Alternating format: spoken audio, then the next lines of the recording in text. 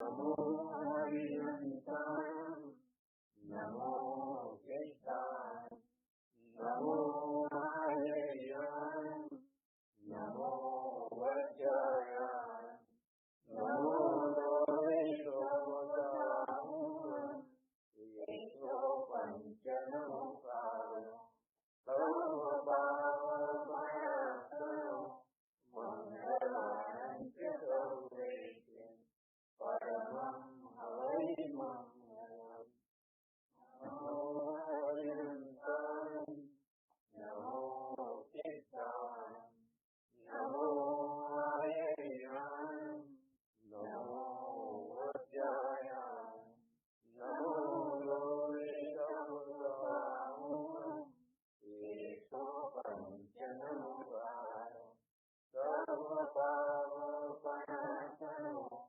मंगलाय सर्वेभ्यः परमं हवै मंगलम् नमो हरिहंसाय नमो केशाय नमो आर्याय नमो वज्राय नमो येषो पंचनमुखाय सर्वभावपरायणो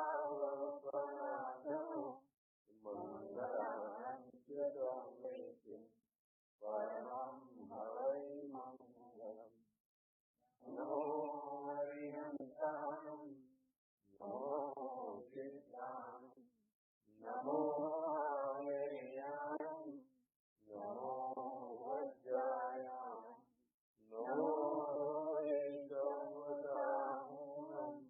येषो पंचनमुखाय सर्वभावपरायणो मंगलाय सर्वेभ्यः परमं हवै मंगलम्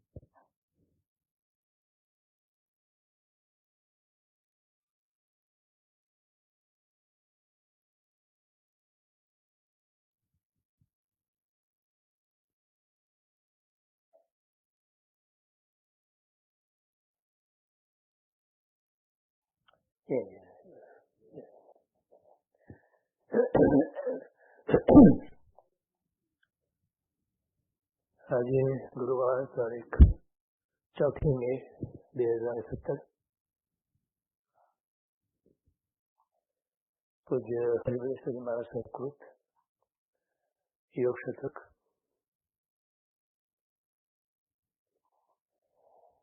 ગતા 50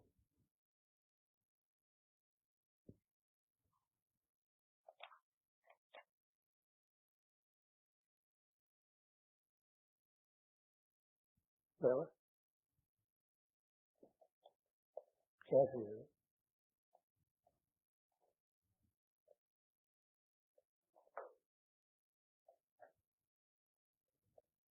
શુક્રવાર બધું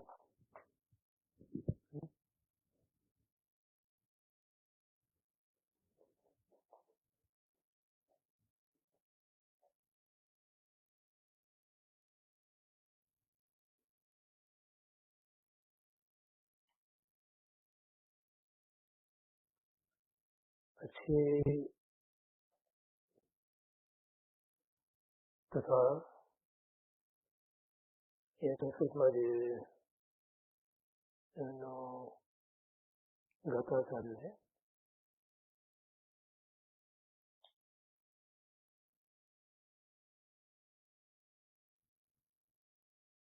तद सुकृतानुमोदना चैव सकलसत्प्रसंगतं मोक्षानुकूलं यदनुष्ठानम् अनेकभेदभिन्नं तस्य महता पक्षपातेन स्वभावचिन्तासारः प्रशंसयति भावः तदुपादेयतायां तद्बहुमानविशेषे नियोगत इयं नान्यथा બીજું કોઈ રીતે નહીં.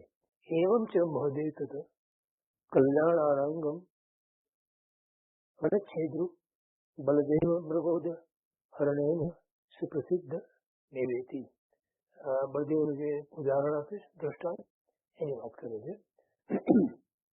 एष गणः चतुः शरणगमनादि सर्व एव अनवरतम प्रायः सर्वकालमेव कर्तव्यः अनुष्ठेयः भावनीय इति यावत् कुशल हेतुः अपाय परिहारेण कल्याण हेतुरीति कृत्वा तथा च महति गंभीरा चास्य कुशल हेतुता भवसारतया तत्तु मार्ग प्रवेशात् परिभावनीयमेव तदचिन्त्य चिंतामणि कल्पम भाव स्थानम इति गाथार्थः આ ગાથાનો અર્થ આ રીતે અહીંયા સંસ્કૃતમાં મૂક્યો. હવે ગુજરાતીમાં કહે છે તથા સુકૃતની અનુભૂતિના એક કર્મોના ઉપક્રમનું ત્રીજું સાધન, કર્મોને નાશ કરવા માટેનું ત્રીજું સાધન. પહેલું સાધન શું હતું બતાવ્યું? ચતુષ્ણ ગમન. અને બીજું સાધન દુષ્કૃત ગર્હા અને ત્રીજું સુકૃત અનુબંધના. એમ ત્રણ બતાવ્યા. બરાબર. તો આમાં આપણે શું વિચાર્યું હતું કે મૂળમાં તો એક જ છે, પણ એ મૂળમાં જે એક છે એની પાત્રતા માટે બીજા બે બતાવ્યા છે. એ ટોટલ ત્રણ. મૂળમાં એક કયું છે? સમર્પણ ભાવ દેવગુરુ પ્રત્યેનો.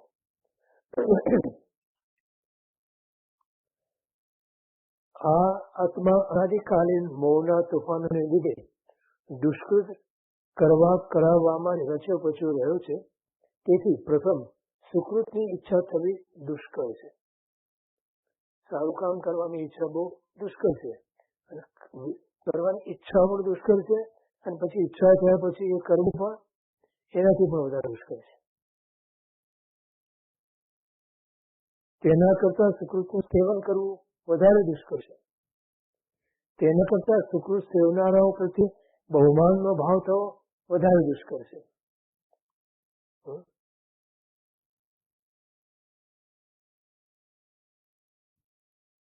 કોઈના સારા ગુણની પ્રશંસા કરવી એ બહુ અઘરી છે. અને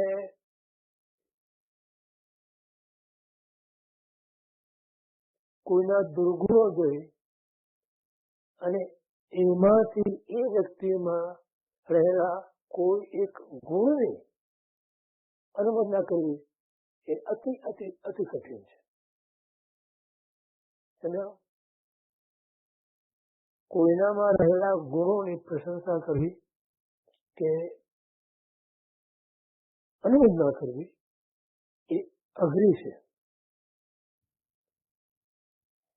પણ એનામાં રહેલા દુર્ગુણની પાછળ કોઈ એક સદગુણ શોધી અને એની અનુમોદના કરવી એ અતિ અતિ મુશ્કેલ છે.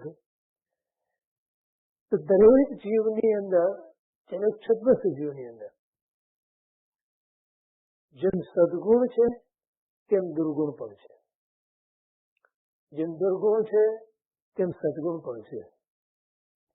જો એનામાં દુર્ગુણ ના હોય તો એ ભગવાન બની જાય. એટલે પરિપૂર્ણ સદગુણથી ભરેલા કોણ હોય તો પરમાત્મા. તો બધા છદ્મસ્થ જીવોમાં કોઈ દુર્ગુણ રહેલો છે. તો તમારી દ્રષ્ટિ ક્યાં રહેશે? એના દુર્ગુણ પ્રત્યે કે એનામાં રહેલો કોઈ એક સદગુણ પ્રત્યે? એને ગુણ દ્રષ્ટિ કહેવાય. જો એનામાં રહેલા કોઈ પણ ગુણ તમે શોધો,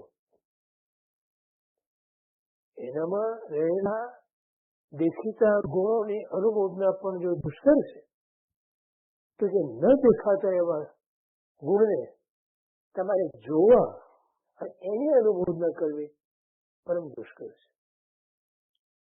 પણ જે કરી શકીએ એને માટે સમય તો બહુ નથી છે. એ ગુણ દ્રષ્ટિ, પ્રથમ ગુણ દ્રષ્ટિ એ પહેલું પગથિયું છે ધર્મ પ્રવેશનું.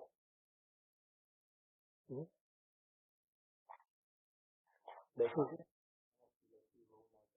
હે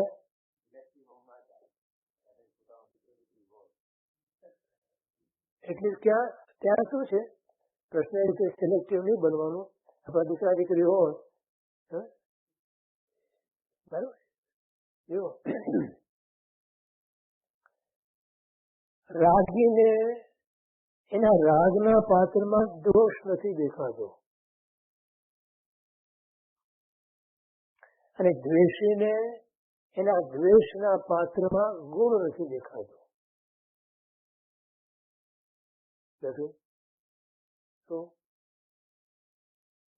રાગીને એટલે જેને રાગ છે એને જેના પર રાગ છે એની અંદર એને ક્યારેય પણ દોષ નથી દેખાતો. પછી એમ કે હું તો ગુણોનો રાગી છું, મારી તો ગુણ દ્રષ્ટિ છે, પણ ક્યાં સુધી સ્થિત છે એને પ્રત્યે રાગ કેમ છે જીવને, બીજા કોઈ પ્રત્યે રાગ કેમ છે, એનું પાછળ કારણ શું છે?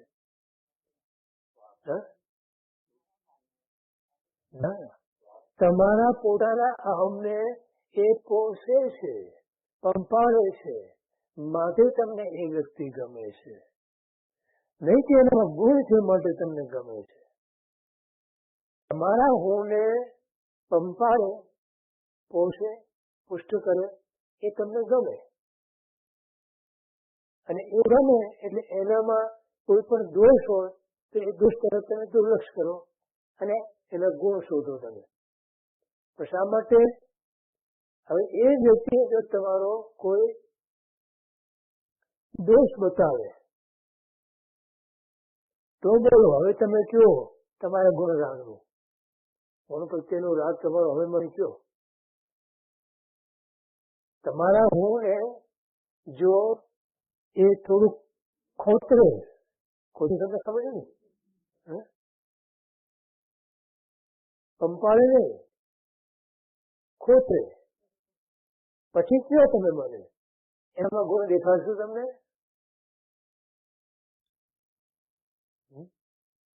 અને તમારા એવા વ્યક્તિ કે જે તમારા હોમને નથી પૂછ્યું એનામાં તમને કોઈ પ્રકારનો ગુણ નહીં દેખાય. બધી વાત આપણે ખરેખર તો આપણો રાગ કઈ એ વ્યક્તિ પ્રત્યે નથી, આપણને આપણો રાગ આપણા પ્રત્યે છે, આપણા હું પ્રત્યે છે.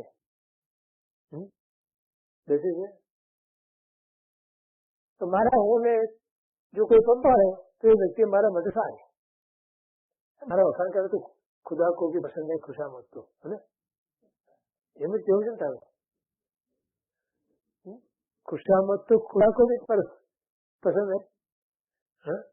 તો મારા કોઈ વખાણ કરે તો એ માણસ ઘણો સારો કહેવાય. હવે એ જો મારા વખાણ ન કરે તો અભિપ્રાય બદલાઈ જાય ને આપણો. તો સુકૃત અનુમોદના હજી કદાચ આપણા પોતાના દુષ્કૃતની ગણહાર કરવી કંઈક અંશે શક્ય છે અને એટલી બધી અઘરી પણ નથી. છતાં આપણા દોષોને આપણે જાણવા અને ગુરુ સમક્ષ જઈને એની ગણહાર કરવી એ અઘરું તો કામ છે, પણ છતાં માની લો કે કદાચ તમે એ કરી શકો છો. પણ સુકૃતની અનુમોદના કરવી અત્યંત કઠિન છે.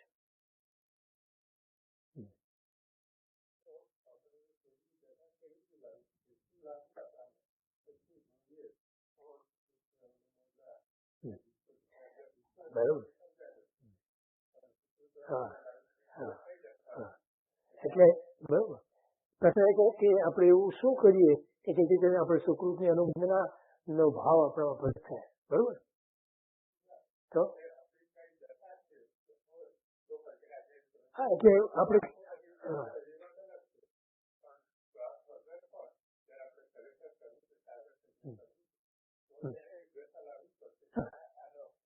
એટલે જયારે તમારો અહંકાર જેટલો ઘટે એટલા પ્રમાણમાં તમે સુકૃતિ અનુમોદના કરી શકો. એ ભૂમિકા છે.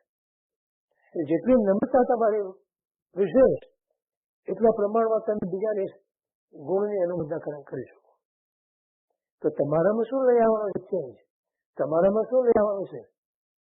તો આપણે પોતાનામાં શું લઈ આવવાનું છે? તો કે આપણા અહંકારને બન્યો તેટલો વિલીન કરવાનો છે, ઓછો કરવાનો છે, ઓળખવાનો છે. જેટલી આપણી નમ્રતા વધે, અને નમ્રતા પછી ઘણી વખત છે ને, નમ્રતા એ અહંકાર જે છે ને એ નમ્રતાનું સ્વરૂપ લઈને આવે છે. હું તો બહુ નમ્ર, એ અહંકાર છે.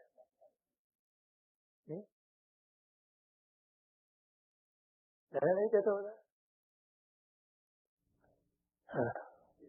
બિલકુલ ઘરાથી કર્મનો સંક્રમણ આવી થાય એ તો સુકૃતિ અનુમોદના બી પણ થાય. દુષ્કૃત ઘરાથી શું થાય? હા, ઉપક્રમ થાય છે. ઉપક્રમ નાશ પામે છે.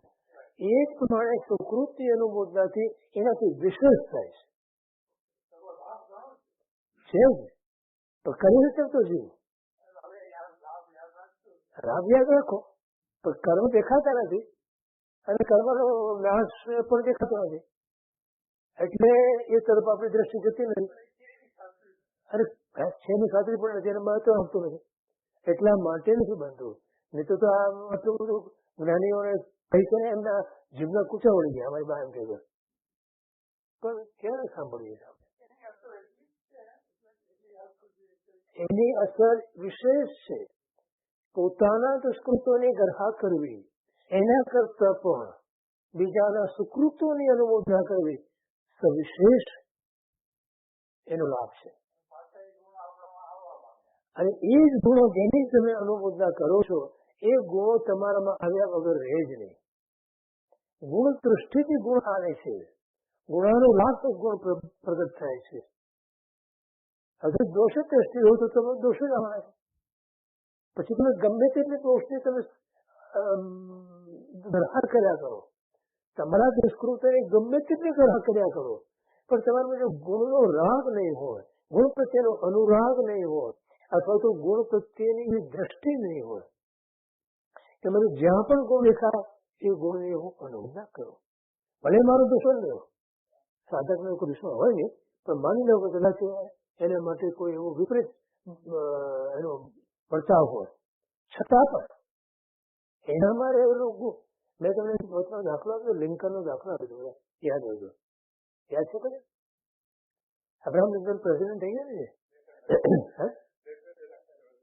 ના, એ લેટર નહીં, લેટર તો પછી વાત છે. પણ એને એક માણસની એપોઇન્ટ કરવાનો છે એને કેબિનેટમાં કે ઓલામાં ગવર્મેન્ટમાં. અને એને એના જે સેક્રેટરી હતો એને સાથે વાત કરતો હતો. પછી એને કીધું કે બધાને આવે કે બેલ્જિયમને એક જણને પસંદ કર્યો અને કીધું કે આ માણસ મને ઠીક લાગે છે. તો ઓલો સેક્રેટરી કે આ તો તમારો નિંદક છે, તમારી ભરપૂર નિંદા કરે છે, તમે એને કેવી રીતે પસંદ કરો? તમે લિંકનનો જવાબ દો. એ કે મારે એને મારી પ્રશંસા કરે કે નિંદા કરે એને માટે હું એને એપોઇન્ટમેન્ટ નથી કરતો. જે કામ માટે હું એને એપોઇન્ટ કરું છું કે નિમું છું, એ કામ માટે એ સર્વથા યોગ્ય માણસ છે. તો પોતાના નિંદકને પણ, પોતાને જે હંમેશા જે એનો દ્વેષ કરતો અથવા તો એની ટીકા કરતો છે, એવા માણસને એ જગ્યા પર એ પોઈન્ટ કરે છે, ડિસરિગાર્ડ ટુવર્ડ્સ એનીથિંગ એલ્સ. આનું નામ સુકૃત અનુમોદના છે. સમજાણો? બોલો. હવે આપણે તેને જોયું, આ તો આને તો આપણે કેમ રખાય કેમ? જેની સાથે આપણે કોઈ મેળ જ નથી, જે માણસ આપણે આટલી ટીકા કરતો હોય એને હું કેમ આવવા દઉં અહીંયા આગળ? એને જો કે એ લાયક છે, આ પોસ્ટ માટે આ બધાની એપ્લિકેશન્સ આવ્યા છે, એપ્લિકેશન્સ આવી છે બધાની, એમાં સૌથી વધારે લાયકાત આ વ્યક્તિ ધરાવે છે. તો એ લાયકાત પૂર્ણ આ સુકૃત અનુમોદના છે. તો આ ત્રણેય સાધનો અનંત ભાવ સાચું વાળવા માટે ભાવ ઉઠાડ્યો. એટલા માટે પંચસૂત્રકાર એને ભવ્યત્વના પરિપાકની અંદર મુખ્ય સાધન ગણે છે. અને ભવ્યત્વનો પરિપાક જ્યાં સુધી ના થાય ત્યાં ફળ ના આપે. અને ફળ ના આપે ત્યાં સુધી આપણને માર્ગની પ્રાપ્તિ ન થાય. અને માર્ગની પ્રાપ્તિ ન થાય ત્યાં સુધી માર્ગનું જે લક્ષ્ય બાંધ્યું છે આપણે એ પ્રાપ્ત ન થાય. માટે જરૂરી છે.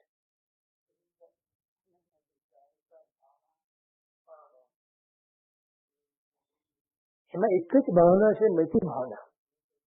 એ મૈત્રી ભાવનાને પોષક, એને પૂરક એવી બીજી ત્રણ ભાવના છે. કરુણા, પ્રમોદ અને મધ્યસ્થ ભાવના તો મૈત્રી ભાવની પોષક જ છે. મૂળમાં મૈત્રી ભાવ છે. પણ જે મહારાજ ચાર ભાવનાનું જયારે વિવેચન કરે છે એમાં આ વસ્તુ સમજાવે છે આપણને કે કારણ કે મૂળમાં શું બન્યું છે, જીવે અનાધિકારથી બે અપરાધ કર્યા છે ભગવાનના. એ ખબર છે ને, આપણે વાત કરી હતી. હા, યાદ છે ને? હા, બોલો. હા, ના, તમે ઊંધું બોલ્યા.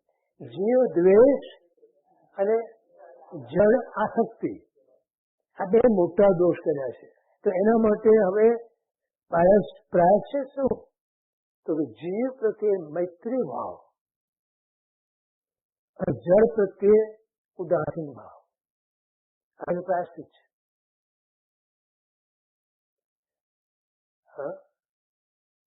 જળ પ્રત્યેની આસક્તિ તોડવાની છે અને જીવ પ્રત્યેની મૈત્રીને વધારવાની છે. આ કરવાથી અનાદિકાળના જીવના જે બે મોટા અપરાધો છે એ દોષનું પ્રાયશ્ચિત આ છે. તો મૈત્રી મુખ્ય મૂકી એને પુષ્ટ કરવા માટે તમારે પ્રમોદ ભાવના જોઈએ, કરુણા ભાવના જોઈએ અને મધ્યસ્થ ભાવના જોઈએ. કેમ કે આ જો નહીં હોય, કારણ કે જીવના પ્રકારો છે ઘણા, સમજો. એ જીવના પ્રકારો પ્રમાણે એના પ્રત્યે તમારે કરુણાનો ભાવ, પ્રમોદ ભાવ અને મધ્યસ્થ ભાવ, આ ત્રણ ભાવ જે છે એ જીવની પોતાની જે ઇન્ડિવિજ્યુઅલ પ્રકૃતિ છે એને અનુરૂપ છે. આ સમજો, તો તમે એના પ્રત્યે મૈત્રીનો ભાવ લાવી શકો. હજુ કોઈ દુઃખી છે તો દુઃખી પ્રત્યે મૈત્રીનો ભાવ ક્યારે આવશે? તમારામાં એના પ્રત્યે કરુણાનો ભાવ હશે તો એના પ્રત્યે મૈત્રીનો ભાવ તમે લાવી શકશો. એ પ્રમાણે ધારો કે કોઈ વ્યક્તિ અલ્લડ છે, સાવ કોઈ વસ્તુની અંદર સમજવા તૈયાર નથી, એના પ્રત્યે તમને મૈત્રીનો ભાવ કેવી રીતે આવશે? માનસિક ભાવ નથી, સમજો. અને કોઈ તમારે અતિ ગુણવાન છે, એના પ્રત્યે મૈત્રીનો ભાવ કેવી રીતે આવે? તમને ઇન્ફેરિયોરિટી આવશે. તો એના માટે તમે પ્રમોદ ભાવના, મૈત્રી ભાવના તમે જાગૃત કરી શકો. સમજો. એટલે મૈત્રી ભાવ એ મુખ્ય ભાવ છે, ચાર ભાવનામાં મુખ્ય ભાવના છે. અને એને પુષ્ટ કરવા માટે, એને સફળ બનાવવા માટે તમારે બીજી ત્રણ ભાવનાઓ છે.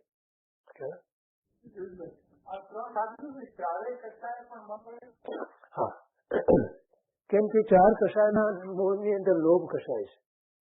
પેલો લોભ કષાય પેલો છે. લોભ એટલે મને ક્યાં લાભ છે એટલે હું આવ્યું ત્યાં, એ માન કષાય આવ્યો. અને એના માટે માયા કરે છે જીવ, અને ન મળે તો ક્રોધ કરે છે. એ મૂળમાં લોભ છે. તો મને લાભ ક્યાં છે કે મને દેવ અને ગુરુ અને ધર્મ અને મારા શુદ્ધાત્મા આ ચાર તત્વો સિવાય બીજે ક્યાંય લાભ છે નહીં. આ તો જીવ નક્કી કરે પેલા શું કે ચાર સિવાય મને ક્યાંય લાભ નથી, તો બોલો હવે એને બીજી કોઈ વસ્તુ કે વ્યક્તિમાં લોભ કે લાભ જણાય? સમજાય છે મારી વાત?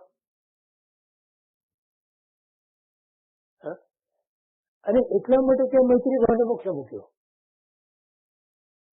મૈત્રી ભાવ લાભો એટલો બધો અઘરો છે. આપણે કે બધા મારા મિત્રો ક્યાં સુધી મિત્રો છે કહો? તમને પંપાય ત્યાં સુધી તમારા મિત્રો, ખમા ખમા કરે તો તમારા મિત્રો, અને જરાક જો ખમાને બદલે તો પછી મૈત્રી ભાવ નથી રહેતો. આવી શકે હા, એ તો મેં કીધું, પણ મેં આજે તો ઘણી વખત કીધું છે, બોલ્યો નહીં આજે. એ ખબર છે ને, લાલો લાભ વગર લોટણી યાદ છે ને બધા, એ બની યાદ છે.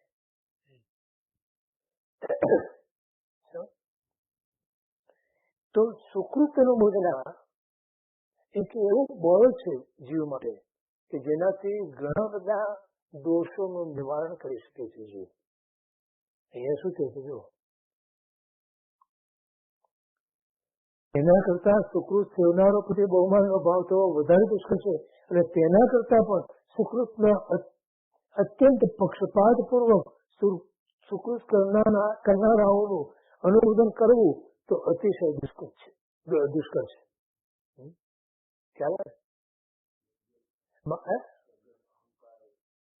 જેમ જેમ અહંકાર તમારો મંદ થતો જાય તેમ તેમ તમે સુકૃતને સમજી પણ શકો અને એને અનુમોદના પણ કરી શકો.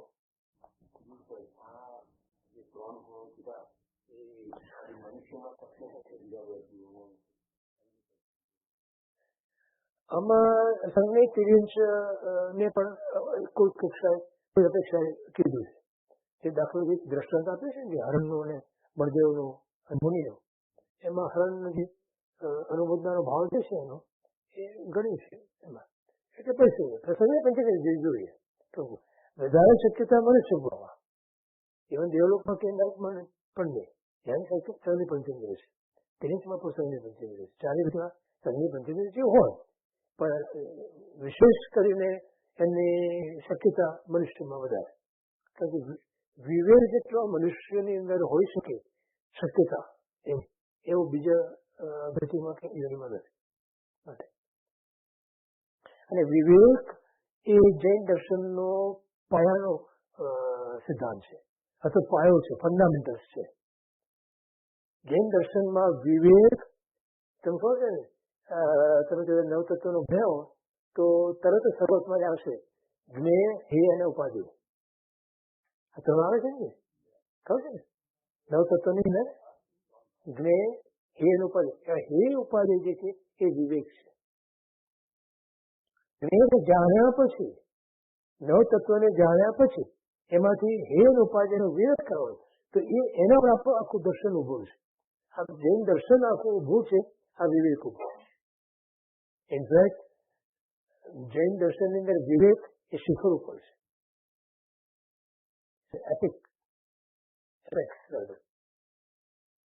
જો વિવેક ના હોય આપણા જીવનની અંદર પણ તો જૈન દર્શન આપણને પરિણામ પામી શકે છે નહીં. માટે ત્યાં તમે હવે તમને બેસતું ના જયારે તર્ક તો તમને ખ્યાલ આવશે કે ભગવાને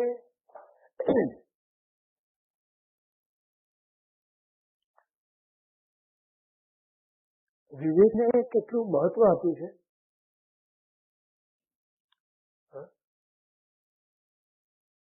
કે તમે જુઓ તો આખો જૈન દર્શનને બીજા શબ્દોમાં સાપેક્ષ દર્શન પણ કહેવાય છે, તો સ્યાદવાદ પણ કહેવાય છે. તો સ્યાદવાદની અંદર અને સાપેક્ષવાદની અંદર મુખ્ય શું છે? કોઈને કોઈ અપેક્ષાથી આ વાત કરવામાં આવે છે. સાત ને અપેક્ષા, કથનચિત એને કહેવાય. તો બોલો એમાં શું આવે? તમે વિચાર કરો તો ઊંડાણમાં જયારે તમે અપેક્ષા લગાડો છો ત્યારે એ અપેક્ષા લગાડવા માટે જે વિવેક જોઈએ ને, તમે અહીંયા એ અપેક્ષા લગાડવી, અહીંયા એ અપેક્ષા ન લગાડવી, આ વિવેક આવ્યો. બરાબર?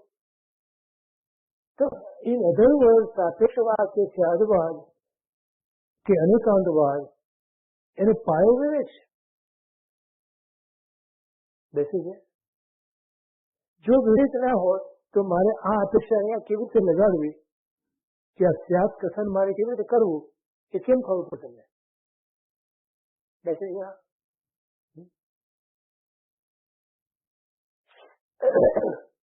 બોલો, માને તમે મા તરીકે પણ બોલાવી શકો ને, અને મા અને તમે બાપની પત્ની પણ કહી શકો કે નહીં? એમાં ખોટું છે કે ખોટું છે? કઈ સ્ટેટમેન્ટ ખોટું નથી ને? સ્ટેટમેન્ટ ખોટું છે નહીં, ટેકનિકલી બરાબર છે, પણ વિવેક ચૂકીએ નથી એમાં. બેસો છે. આ તમે ખાલી તું દાખલા આપ્યો સંસારનો. આ જ રીતે આખા જૈન દર્શનની અંદર દરેક જગ્યાએ વિવેક છે, દરેક જગ્યાએ. આપણે ક્રિયાઓ કરીએ, આપણે જ્ઞાનની પ્રાપ્તિ કરીએ, આ બધામાં વિવેક રાખવાનો છે. પૂજા કરીએ, આપણે ભક્તિ કરીએ, સ્વાધ્યાય કરીએ, તપ કરીએ, જપ કરીએ, આ બધું જે કરીએ આપણે એ બધામાં વિવેક મુખ્ય આવે.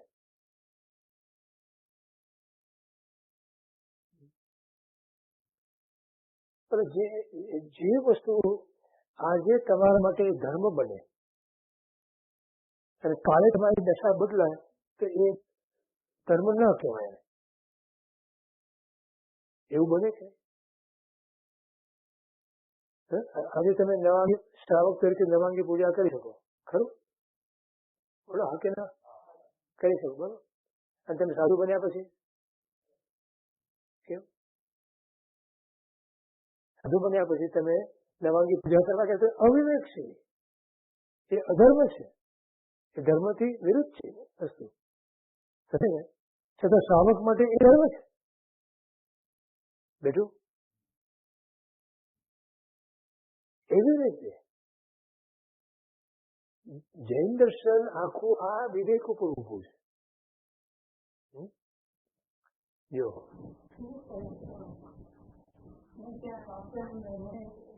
પાછું લાગ્યું છે કે કોઈનામાં તમે હું જુઓ તો સ્વભાવ અહંકારને એક બાજુ મૂકીને તરત તમે અનુભવવા કરો. Sometimes what happens is the અહંકારને જે તમે એ ન કરો તો આયુષ્ય કોઈનું બેસી રહેતું નથી. ઘણી વાર બેસી રહે છે. બરોબર. એમ કહેવાનું છે કે કોઈના પણ તમે ગુણ જોવો તો તમારો અહંકાર બાજુ પર મૂકે એના ગુણની અનુમોદના કરો. કારણ કે ખબર છે એક ક્ષણ પછી આયુષ્યનો ભરોસો નથી અને તમે ચૂકી જાઓ. બરાબર. એટલે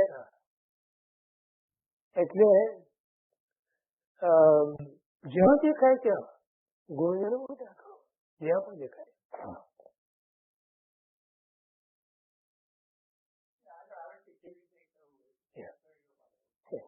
છે પણ કહેવાનો મતલબ આ છે કે વિશેષ કરીને આપણે નથી કરી શકતા એની પાછળ આપણું અહમ છે. જો દુષ્કૃતનો ત્યાગ હજુ સુકર છે, એ સહેલો છે, પરંતુ દુષ્કૃત પ્રત્યે તિરસ્કાર આવવો ઘણો દુષ્કર છે. એટલે દોષ પ્રત્યે આવી વૃત્તિ શરીરની અંદર પોતાનામાં એ બહુ અઘરી છે. તેથી સંસારનો ત્યાગ કરનારા આત્માઓમાં પણ ક્યારેક ક્યારેક સંસારની વાસનાનો પ્રાદુર્ભાવ થઈ જાય છે. આપણે જોઈએ છે ઘણા દાખલા આપણા સમાજમાં બનેલા છે. તેમ સુકૃતના સેવન કરતા તેનો પક્ષપાત થવો અને સુકૃત આચરનારાઓ પ્રત્યે ભક્તિભાવમાં લાવવું અતિશય કઠિન છે.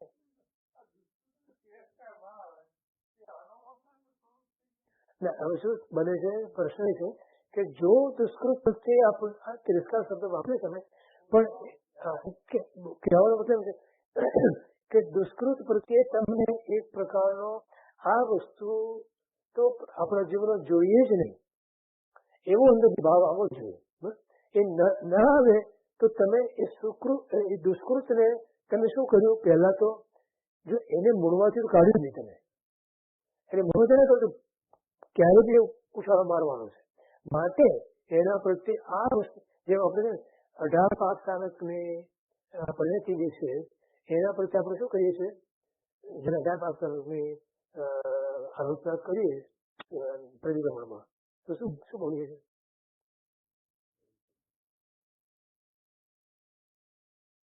એ વખતે 18 પાપને હવે શું કરીએ આપણે? એ તો બરોબર છે સર.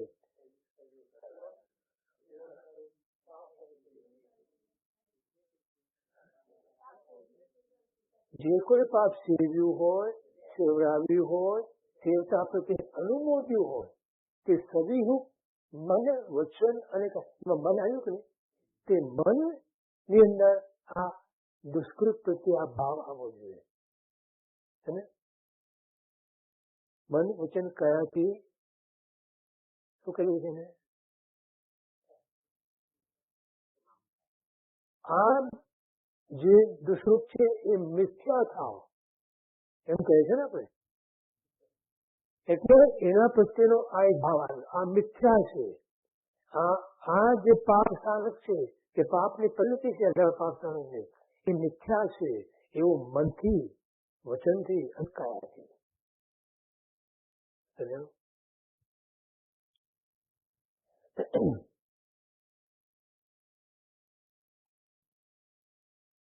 આ સુકૃતિ પોતે મનમાં અવશ્ય આચરવી, બાહ્ય લોક સમક્ષ દ્રવ્ય ક્ષેત્ર કાળ ભાવ જોઈને કરવી, અહીંયા વિવેક વાપરવો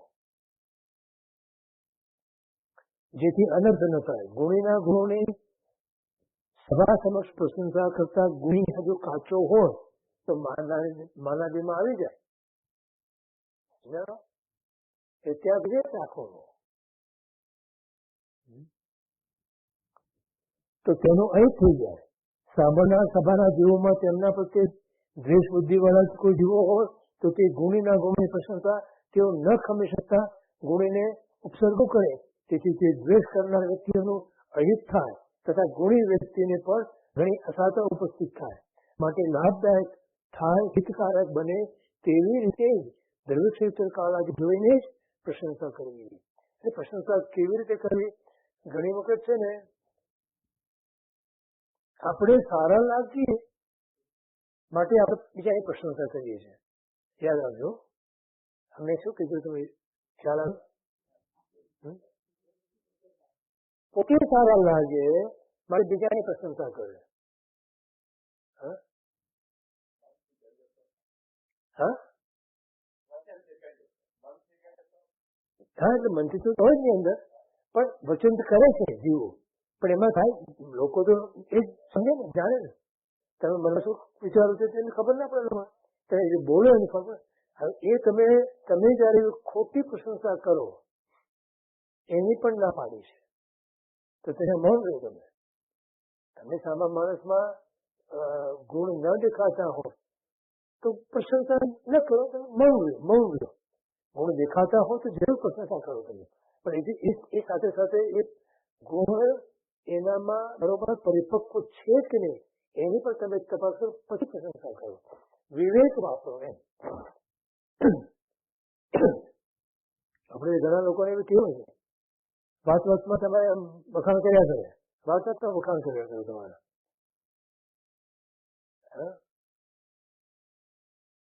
એનાથી ઘણી વખત તો એ વ્યક્તિને પોતાની છીછરાઈ ખબર પડે આપણને. અને ઘણી વખત જો આપણે જો પરિપક્વ ના હોય તો આપણે ફૂલાઈ જઈએ. બંને બાજુ નુકસાનનો સંભવ છે. બરોબર સમજાવ? હવે અહીંયા તો શું છે, અહીંની રીત રસમ કેવી છે કે તમે ક્યાંક જમવા ગયા હો તો ગમે તે રસોઈ હોય તો શું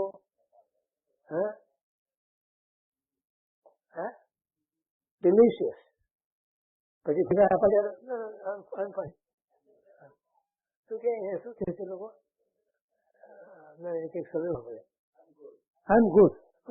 અરે ભાઈ એ તો ખબર છે ને તું ગુડ છે, આઈ એમ ગુડ એટલે અર્થ શું થયો? ઠીક છે બસ. ખ્યાલ આવે છે? તમને વધારે ખ્યાલ મારા બધા. મનોવચન અને કાયા એમ સકળ પ્રકારના સત્વથી યુક્ત એવું મોક્ષને અનુકૂળ જે અનુષ્ઠાન તે સુકૃત અનુષ્ઠાન છે. તે સામાયિક પ્રતિક્રમણતા, સ્વાધ્યાય, પ્રાયશ્ચિત, આત્મરમણતા, ધ્યાન, એકાગ્રતા, તીર્થયાત્રા ઇત્યાદિ અનેક ભેદોથી ભિન્ન ભિન્ન અનેક પ્રકારો છે. તે સુકૃતને મોટા પક્ષપાતપૂર્વક કોઈનું પણ આચરેલું તે સુકૃત જાણે હૈયે અતિશય જચી ગયું હોય તેમ અતિશય પ્રશંસા કરી તે સુકૃત અનુમોદના. કોઈના પણ દબાણ કે પરોક્ષતાથી નહીં, તેમજ તેને સારું લગાડવા પણ નહીં. આની વાત કરું છું. પરંતુ સ્વાભાવિક રીતે તેઓના ઉત્તમ સુકૃતની વિચારણા એક છે. સાર જેમાં એવી સતત વિચારણાના સારથી ભરેલી એવી તે અનુમોદના, તે સુકૃત અનુમોદના. આ પણ કર્મોના ઉપક્રમનું પ્રધાન કારણ છે. વારંવાર આ સુકૃતની અનુમોદના કરતા કરતા તે જ સુકૃત મારે વારંવાર ઉપાદેય છે. મને આ ગુણ જોઈએ છે. કયો ગુણ જોઈએ છે? જે બીજામાં આપણને દેખાતો હોય ગુણ અને આપણામાં જે ન હોય અથવા ન દેખાતો હોય એ ગુણ મને જોઈએ છે. એ નાશ, ઉપક્રમ એટલે નાશ. એમ તેના પ્રત્યે ઉપાધિ બુદ્ધિ થઈ શકે. ઉપાધિ બુદ્ધિ ખ્યાલ આવે ને, એ ઉપાધિનો વિવેક. તે સુકૃતને વિશે તથા સુકૃત હોય વ્યક્તિને વિશે બહુમાન પૂજવા વિશેષ ઉત્પન્ન થવામાં આ અનુમોદના નક્કી કારણ બને છે. અન્યથા સુકૃત તથા સુકૃતવાનને વિશે અતિશય બહુમાન વિશે થતું નથી. માટે સતત પૂર્વે કરેલા સુકૃતોની અનુમોદના વારંવાર કરવી જોઈએ. આ પ્રમાણે સુકૃતની અનુમોદના કરવાનો આ આચરણ અવશ્ય આત્મકલ્યાણનું મહાન અંગ એટલે મહાન કારણ છે. બરાબર?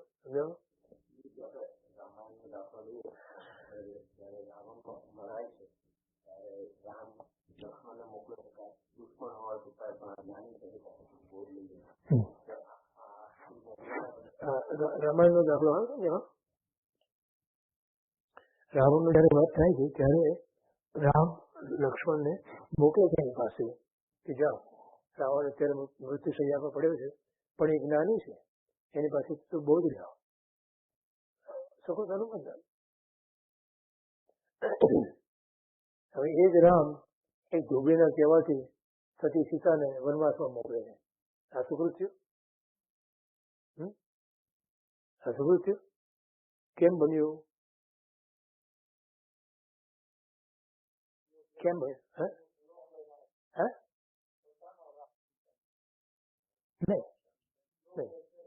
નહીં. ત્યાં રામ રાજા તરીકે બેઠા છે અને રાજા તરીકેની જે ફરજ છે એમની, એ ફરજ ત્યાં બજાવે છે. તો ત્યાં પોતાનો જે અંગતમાં અંગત જે હોય એના પ્રત્યે પણ પોતે મધ્યસ્થ રહી અને એ પગલું લે છે. ત્યાં રાગ સીતા પ્રત્યેનો ડુબાડી દે છે, દબાવી દે છે. જો સીતા પ્રત્યે રાગ ન હોય ન બને કે જેના માટે આવું યુદ્ધ કર્યું. પણ કોઈને પ્રશ્ન કર્યો કે તારે શું બનવું છે? રામ બનવું છે કે રાવણ બનવું? એ તમારે રાવણ બનવું છે. માં કહે છે કે તારું ફરી ગયું છે, રાવણ બનવું તારે? તો કે હા, પોતાની બહેનનું નાક કપાણું કે એ યુદ્ધે કર્યો અને સીતા અતિ નજીક હતી એને સ્પર્શ નથી કર્યો એને. અને ઓલો રામ કે એક ધોબીને કહેવાથી એની પત્નીનો ત્યાગ કરી દીધો. મારે રામ નથી બનવું કે મારે તો રાવણ બનવું છે. કેટલો સત્યશાળી માણસ રાવણ બેઠો.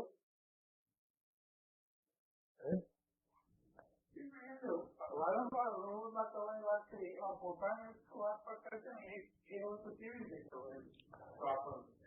પોતાના ગુણોની અનુમોદના કેવી રીતે કરવી? એ પોતાનું છે. પહેલા તો સામી વ્યક્તિની અંદર રહેલા ગુણીજનોના ગુણની અનુમોદના કરો. એમ કરવાથી આપણામાં જે ગુણ આવે એ ગુણને આપણે એનાથી આનંદિત બનો. તમે તમારા ગુણને જોઈને આનંદિત બનો એ અનુમોદના છે. તમારે કે બીજાને કોઈ કહેવાની જરૂર નથી મારામાં ગુણ છે, મારામાં ગુણ છે એમ કરે એ અનુમોદના નથી. પણ હું પોતે પ્રસન્ન હોઉં કે જો આ પ્રભુએ કૃપા મારા ઉપર, એમ પ્રભુની કૃપાનો તે સ્વીકાર કરો. અને એવી જ જાતની આપણી ત્યાં પરિણતિ રહે ફરી ફરી. માટે મને આ ગુણની અંદર આનંદ અને પ્રસન્નતા અનુભવાશે. માટે મને આ ગુણ ગમે છે. તો એ ગુણ મારો કાયમ રહે એ માટે મારો પ્રયત્ન કરો. એટલે આડકતરી રીતે તમે એની પ્રશંસા કે અનુમોદના કરો, પણ તમારે એવું બોલવાની જરૂર નથી.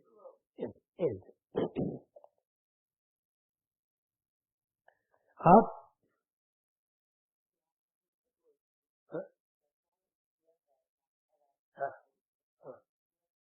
ગયો? હા, ગયા છે. મને ખ્યાલ હું હતો ને ગયા.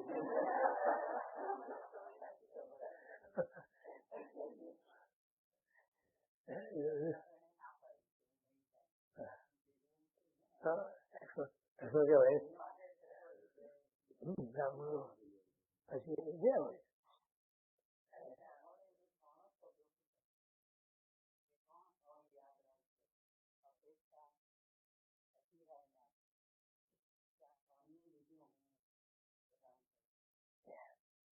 એટલે રાવણે આ ઉપદેશ આપ્યો. મને આ ખ્યાલ નતો મને.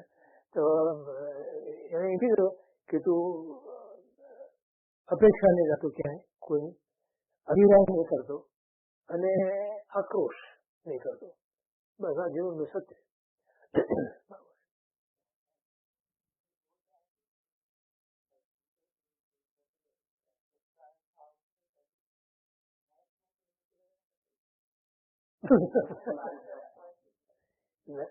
પ્રશ્ન એ છે પાછો કે જો આવો ઉકાર એના પર કર્યો તો આપણે જૈન રામાયણ પ્રમાણે તો બંને નરકમાં છે.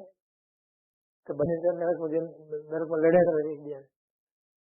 ત્યાં નરકમાં જે લડે છે એકબીજા જીવો એ તો આપણે અમે એમ કહીએ કે લક્ષ્મણ અને રાવણ અહીંયા લડ્યા તો ત્યાં લડે છે એવું છે. પણ ત્યાં તો નારકી જીવો તરીકેની જે સ્વાભાવિક ત્યાં પરિસ્થિતિ છે એને કારણે એકબીજા જીવો પ્રત્યેનો દ્વેષભાવ હતો, રોષભાવ છે. એવું નથી કે આ પેલા લક્ષ્મણ હતો કે આ રાવણ હતો માટે હું એની સાથે એવું નથી હોતું સામાન્ય રીતે. અને it's an overwhelming situation over there. ત્યાં કર્મનો ઉદય એટલો જબરદસ્ત છે કે એમાં પોતે વેર ભૂલી જાય છે. અને એવું કોઈ ખાસ એવું નથી હોતું કે આ લક્ષ્મણ હતો અને મને માર્યો અને રાવણ એમ સમજે અને લક્ષ્મણ એમ સમજે કે આટલું મોટું યુદ્ધ કરાવડાયું આવું કરી દેવું દુશ્મન. એવું ના હોય. પણ નરકના જીવોને એકબીજા પ્રત્યે આ જે વેદના જે છે, પીડા આપવાનું જેને ક્ષેત્રકૃત હોય છે, પછી પરમાધામીકૃત હોય છે અને અરસપરસ હોય. 3 પ્રકારની ત્યાં પીડા હોય છે. તો આ અરસપરસની જે પીડા જે છે આપવાનું એકબીજાને એ પણ પોતે નારકી તરીકે જન્મે છે ત્યાં એટલે એ સ્વાભાવિક છે, પ્રકૃતિજન્ય છે, જન્મને કારણે છે એમને.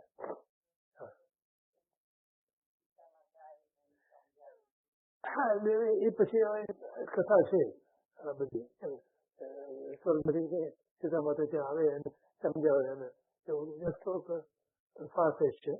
પણ છતાં માની લો કે કદાચ આવે ને ક્યાં એવી સલાહ હાઉ પોસિબલ છે કે મને નથી ખબર.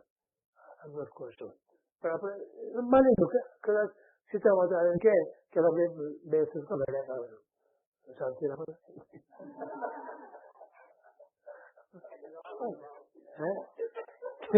Can we all live peacefully?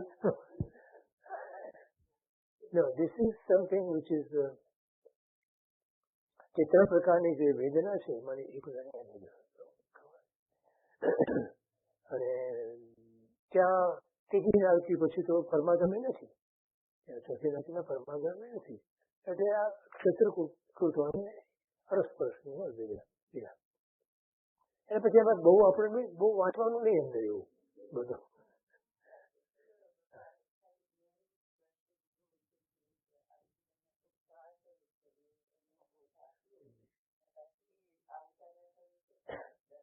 આપણે કેટલા ઘણી વખત ઉપકાર નથી ભૂલી જતા. ઘણા લોકો આપણો ઉપકાર કર્યા હોય આપણે ભૂલી જઈએ છીએ, નથી ભૂલી જતા. સંજોગો આપણને એવો આવી જાય આપણે કરેલા ઉપકાર ભૂલાઈ જાય છે, આપણે નથી ભૂલાઈ જતા. શું હવે આ તો નરકીના દુઃખો એની સામે તમે કઈ તુલના કરી શકો નરકીના દુઃખોની સામે? જેનો ભગવાન પોતે કરી નથી શક્યા એવું કહેવાય છે. દરેક તમે 6 ધારાની અંદર છે, 6 ધારા દિગંબર ગ્રંથ છે, એમાં એનું વર્ણન આવે છે. એમ કે છે કે જેનું વર્ણન ભગવાન પોતે નથી કરી શકે, કારણ પોતે તો ગયા છે, સાક્ષાત અનુભવ છે અમને. એમને તો યાદ હોય ને ત્રણ ઉદાહરણ હતું, ચોથી નરકે 7મી નરકે. તો પોતે નથી કરી શક્યા. ઉપમાઓ આપી શકીએ, આનું આમ આનું આમ.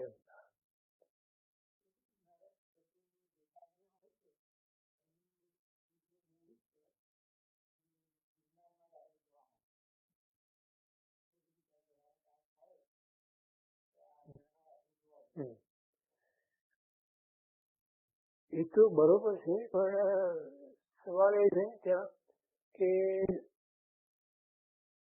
એને આપણે કેટલી શ્રદ્ધાપૂર્વક સાચી માનીએ એ પ્રમાણે તમને એની અસર થાય, ખરું? જો પણ તમે કતલખાને જતા એના પશુઓને તમે જુઓ તો તમને અસર વધારે થશે. આવી જે બનાવેલી મૂવી હોય ને એની અસર એટલી ન થાય કદાચ, કેમ કે એમાં તો તમે આ કલ્પના છે એમ માનો છો તમે, જ્યારે અહીંયા તો તમે સાક્ષાત જુઓ છો. કતલખાનાની મૂવી વચમાં થોડા વર્ષો પહેલા આવી હતી અને એ જોઈને તો ઘણા લોકો વેજીટેરિયન થઈ ગયા હતા. ખાલી એટલું જોયું, એટલી બધી ભયંકર એની ભયાનકતા હતી. એ રિયાલિટી લાગે તમને, because that is the real thing, reality છે. આ તમને રિયાલિટી ના લાગે unless you have શ્રદ્ધા. શ્રદ્ધા હોય તો તમને એમ લાગે કે હા આ બધું એ તો તમારે ક્યાં જોવી પડે મૂવી. તમને કોઈ વર્ણન હોય તો તમને ખ્યાલ આવે, ખ્યાલ. પણ એ હજી શ્રદ્ધા જેટલી જોઈએ એટલી શ્રદ્ધા આપણને ભગવાનના વાણીમાં, ભગવાનના વચનમાં કે ભગવાનની આ વાત કરે એમાં નથી આવતું એટલું. તમે વિચારો સ્વર્ગના સુખોનું જે વર્ણન આવે છે એની પણ તમને કલ્પના નથી આવી ના શકે તમને, એવા સુખો હોય. મારે ધર્મ ભૂલી કેમ જાય છે? આજે અહીંયા ધર્મ કર્યું તો પણ જાય છે ને સ્વર્ગલોકમાં, ત્યાં કેમ ભૂલી જાય? આટલું બધું ધર્મ કર્યો, ઘણું બધું ધર્મ કર્યું, દેવલોકમાં જાય ને, તો ત્યાં જે ભૂલી કેમ જાય છે અને રંગરાગમાં પડી જાય છે? સંતોષી ના હોય એને આ બને જ છે મિથ્યાદૃષ્ટિ. મિથ્યાદૃષ્ટિ જીવને સ્વર્ગમાં જાય છે, દેવલોકમાં જાય છે, દેવગતિમાં જાય છે, પણ અભિજિત નવગ્રહ સુધી બી જાય છે. કેટલું સુખ છે ત્યાં? સાગરોપમનો દેવલોકનું સુખ છે, 31 સાગર મંગળાગર. તો આટલું સુખ ભોગવે છે ત્યાં.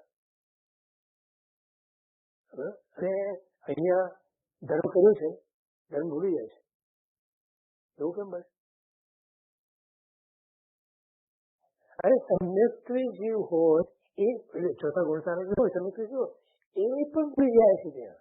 બોલો, હમણાં એક આવ્યો છે દ્રષ્ટાંત, તમને ખ્યાલ આવે ટૂંકામાં કહી દો. એક મુનિને અધિજ્ઞાન થયું અને પેલા દેવલોક સુધીનું અધિજ્ઞાન છે, જોઈ શકે છે. પછી ધ્યાનમાં બેઠા છે, અધિજ્ઞાનની અંદર જોવે છે, પેલું દેવલોક દેખાય છે.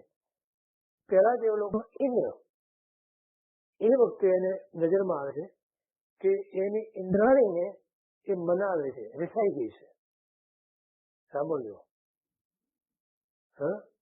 આ ઇન્દ્ર એટલે સંકેતી જીવ હોય બાય ધ વે. અને એ ઇન્દ્રને મનાવે છે, બરોબર, એના પગમાં પડે છે એવી રીતે. અને એ વખતે ઇન્દ્રાણી એને લાત મારે છે ઇન્દ્રને. હવે વિચાર કરો, ઇન્દ્રનું આયુષ્ય વધારે હોય, ઇન્દ્રાણીનું આયુષ્ય ઓછું હોય. બરાબર? ખબર છે ને તમને? તો એ તો ચલી જવાની છે થોડા વખતમાં, પણ અત્યારે બરોબર રાજ કરે છે ત્યાં ઇન્દ્ર ઉપર. આ જોવે છે દ્રશ્ય મુનિ અવધિ જ્ઞાનમાં, અને એને હસવું આવે છે મુનિને, અને જેવું એને હસવું આવે છે એનું અવધિ જ્ઞાન ખતમ થઈ ગયું, ચાલી ગયું. શું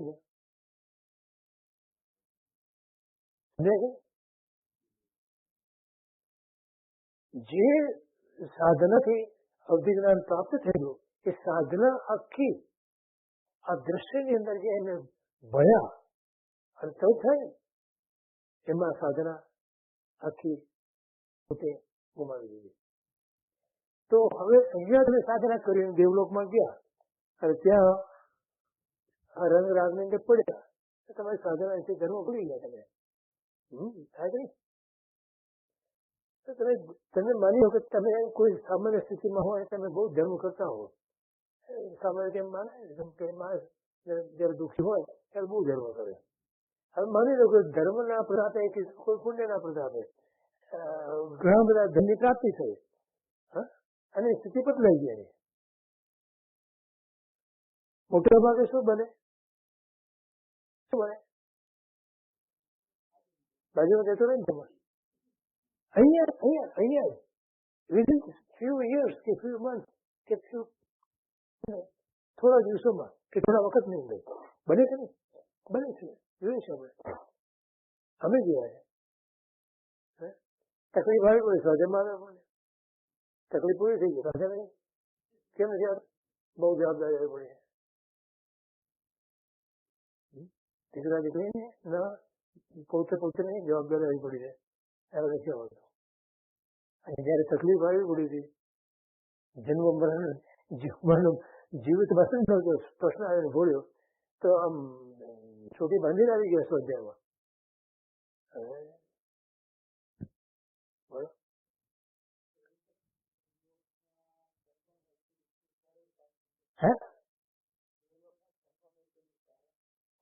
ધર્મ નથી એમ નથી કહેતો, ધર્મ છે, સંસ્કૃતિ જેવો છે, ધર્મ કરે છે, પણ એ પણ ભૂલી જઈ શકે એમ કહું છું.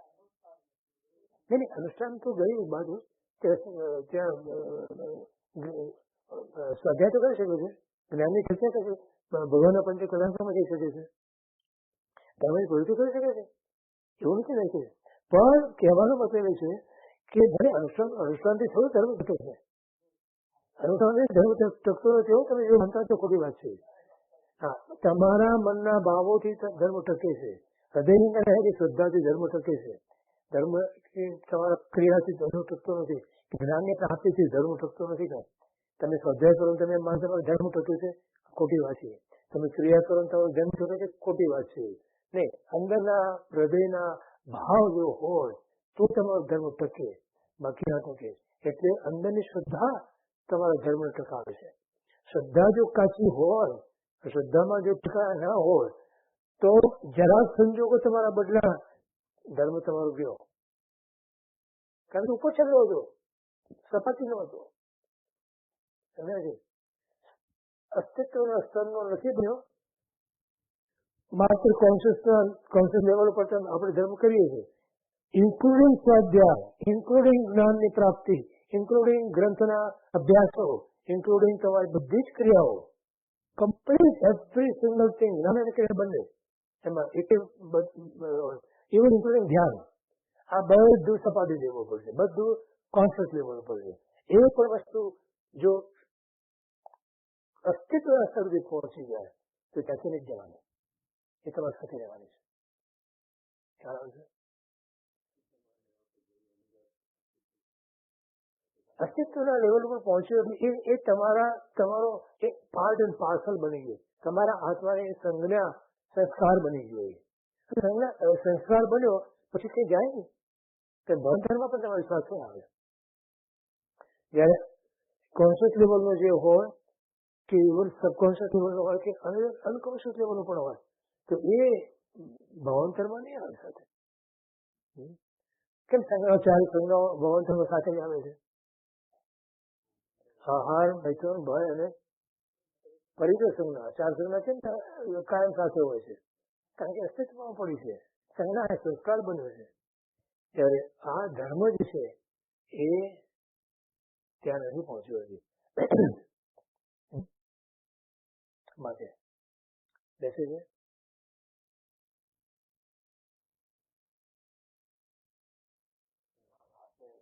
હા,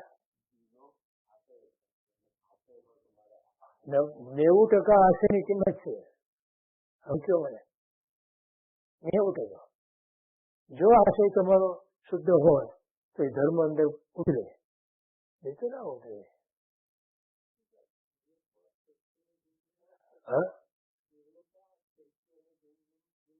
હા, એટલે એ તો છે. અનુષ્ઠાન રૂપે અનુષ્ઠાન એટલે તમે જેને આપણે સામાયિક કહીએ એવું નથી કે, પણ ભક્તિ છે એ તો છે ને. કીધું ભગવાન કલ્યાણકોમાં જાય છે એવો, અને શ્રદ્ધા કરે છે, જ્ઞાનની પ્રાપ્તિ કરે છે, જ્ઞાનની લેવડ દેવડ કરે છે, અને જ્ઞાન ચર્ચા કરે છે, એવું કરે છે. પણ એટલા માત્રથી એ ઊંડો ઉતરતો નથી. તો ઊંડો કોને ઉતર્યો? જો ગુરુના વચનને પ્રાપ્ત કરી અને જયારે વચન સ્વામીએ ઉતાર્યો પોતાના આત્માની અંદર, એ ઉતરી ગયો. તો શું બન્યું? શું ગુરુએ જે આપ્યું એ જ્ઞાન બન્યો. સમજાય શું વાત? વચન સ્વામીને ગૌતમ સ્વામીએ જે જ્ઞાન આપ્યું એ જ્ઞાન બન્યું, અને બાકીનું બધું બીજા દેવોએ જે કરતા હશે એ જ્ઞાન ના બને. પણ એ પ્રવૃત્તિ કરે શું પ્રવૃત્તિ છે, જ્ઞાન નથી. ભગવાન કલ્યાણકોમાં જાય છે, અને ઘણી વખત તો મને કહેવાનું મને પણ છે. કોઈ વખત મન ના હોય ને કદાચ દેવી એમને વિશાળ જવાનો છે તો ના બોલે બોલે તમે. અને મિત્રો કે આપણે બોલે મિત્રો કે નારી પ્રેર્યા વળી કુલ વટ જાય છે. જૈન કુળમાં જન્મ્યા અને છૂટક્યા અમારા બાબા બન્યા તો હિન્દી બોલ્યા છૂટક્યા. એટલે એ વાત છે, જૈન કુળમાં જન્મ્યા એટલે આપણે કરવું પડે એટલે કરવાનું. પણ એનું શું એ ધર્મ કહેવાય?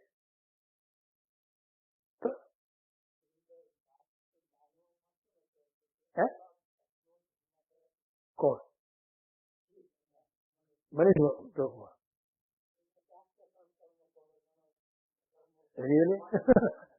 તમે કયો તમને સંસ્કાર અંદર પડ્યો છે અસ્તિત્વમાં, કેવી રીતે ખબર પડે? નિમિત્ત તેનો ઉદય. This is about 133,000.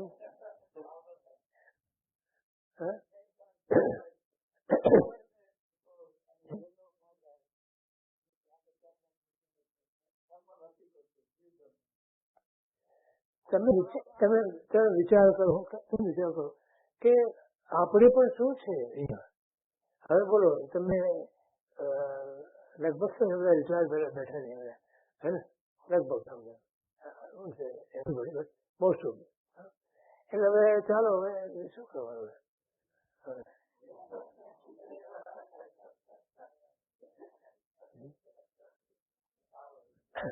હે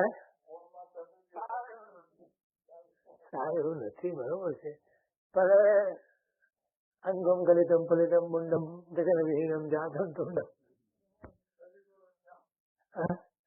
પછી ગોવિંદ શું કર? યુવા વયનો સર્વસંગ પરિત્યાગ મહત્વને આપે છે જ્ઞાની એમ કે. શું અને મોટા પુરુષો થઈ ગયા બધા 8 વર્ષ 10 વર્ષ 12 વર્ષ 15 વર્ષની અંદર તો સંસારનો ત્યાગ કરે, દીક્ષાના માર્ગે ચાલી નીકળ્યા.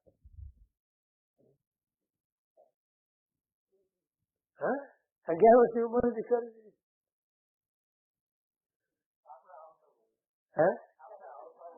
ખરો ભાવના ભાવો તીવ્ર અંદરથી કે મારે આના વાળો છૂટકો જ નથી, આવતા ભલે તો 8મા વર્ષે તો મારે નીકળી જવું છે. ખરો એ ભાવના ચોક્કસ નીકળશે તો ખરું. એને સંસ્કાર પાડો, દીક્ષાના સંસ્કાર પાડો તો નીકળાશે, નહીં તો નહીં નીકળાય. એ તો આજ બધું યાદ આવવાનું છે.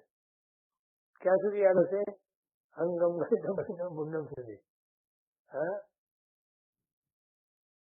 અઘરું કામ છે.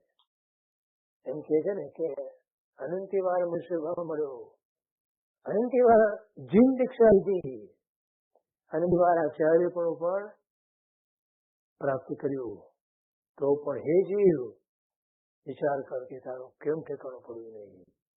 શું ના મળ્યું, શું ના કર્યું, શું ના કર્યું. તો શિવરામ સૂત્રમાં કે છે ભગવાન તે બધું જ કર્યું પણ એક આ ન કર્યું. તે શું ના કર્યું? ગુરુના વચનને તે તહતી ના કરી.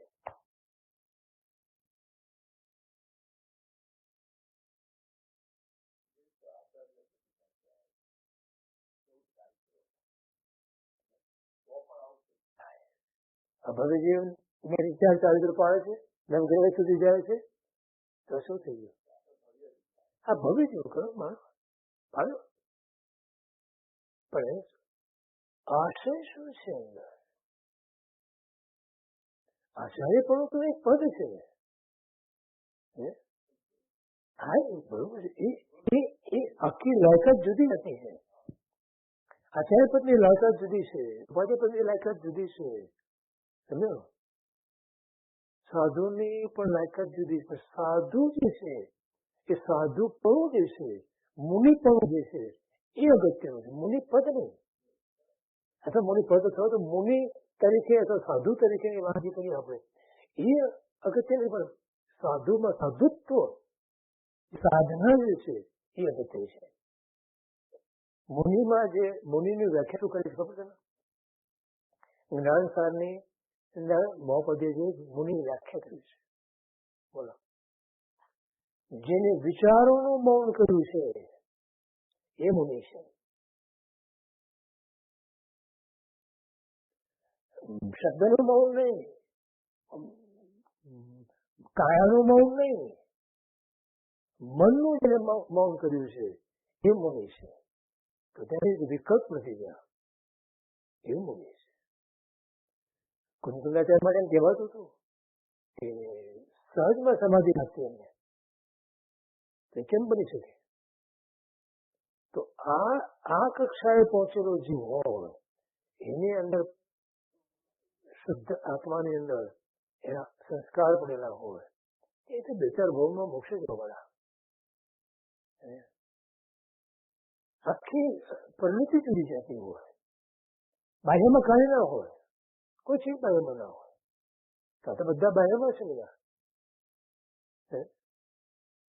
તમે દીક્ષાની એટલે શું થઈ ગયું? તો દીક્ષાની અંદર ભાવ દીક્ષા, સાહેબ હંમેશા એ કહેતા હોય એને ભાવ દીક્ષિત બનો. ભાવ ગ્રંથ સમાધિ સ્થિતિની અંદર મહોપદી કે એની વ્યાખ્યા કરી છે ભાવનગર ગ્રંથની.